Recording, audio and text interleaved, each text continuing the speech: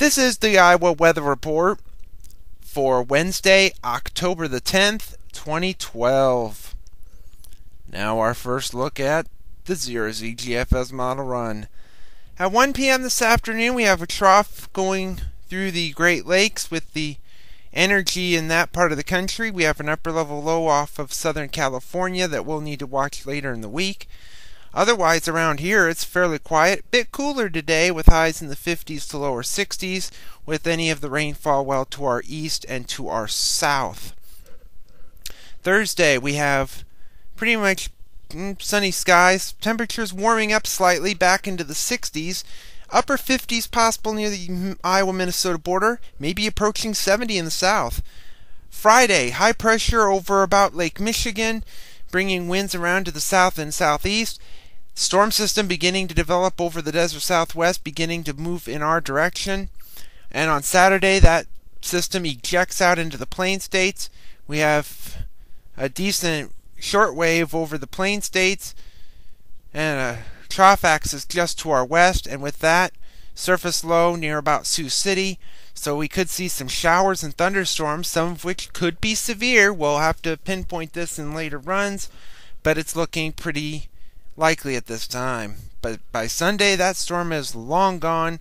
Could see some leftover showers in the north and east in the morning, otherwise clearing and not really much cooler. Temperatures likely still remaining in the 60s. Monday, to start off the new work week, it doesn't really cool off then either. We'll still see 60s, maybe approaching 70 again, with another system coming in from the west and northwest. Tuesday, we'll see some showers, widely scattered at best, across mainly the southern half of the state. That'll be the area to see the best chance of rain, with the rain extending further to the north and west. And a week from today, on the 17th, we have a broad trough over the northern third of the country, with some energy moving across our part of the country, and we could see a pretty decent storm system moving just to our east.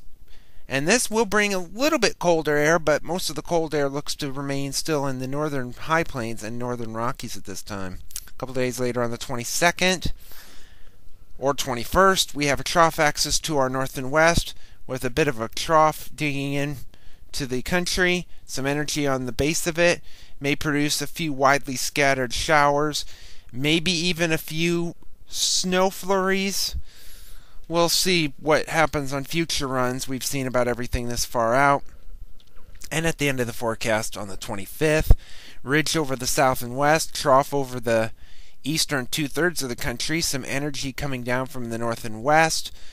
And if this pans out, we could see another slight chance of some widely scattered showers, maybe some ice pellets, or maybe a flurry or two. We'll see. And a big storm running up the east coast. And if that's right, could be a nor'easter in that part of the country. The watch warning map from last evening showed the frost and freeze advisories this last evening across the upper Ohio Valley into West Virginia and across Kansas. And last night's satellite image, we had a cold front coming through the western Great Lakes down into Illinois and Missouri. It brought us some rainfall, albeit not as much as we needed across the area, a couple tenths at best. That'll be moving off to the east later today.